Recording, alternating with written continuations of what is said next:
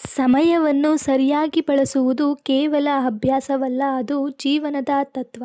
ನಮಸ್ಕಾರ ಎಲ್ರಿಗೂ, welcome back to my 17th day of mini vlog. ಇವತ್ತು ಆ್ಯಕ್ಚುಲಿ ಮಾರ್ನಿಂಗ್ಗೆ ವಿಡಿಯೋ ಪೋಸ್ಟ್ ಮಾಡಬೇಕಿತ್ತು, ಬಟ್ ಸ್ವಲ್ಪ ಬ್ಯುಸಿ ಇದ್ದಿದ್ದರಿಂದ ಈವ್ನಿಂಗ್ಗೆ ಎಡಿಟ್ ಮಾಡಿ ಈವ್ನಿಂಗ್ ಪೋಸ್ಟ್ ಮಾಡ್ತಿದ್ದೀನಿ. ಮತ್ತು ಇವತ್ತು ದೀಪಾವಳಿ ಹಬ್ಬದ ಕೊನೆ ದಿವಸ ಆಗಿರೋದ್ರಿಂದ ನಮ್ಮ ಮನೇಲಿ ಶಾವಿಗೆ ಮಾಡ್ತಾಯಿದ್ರು.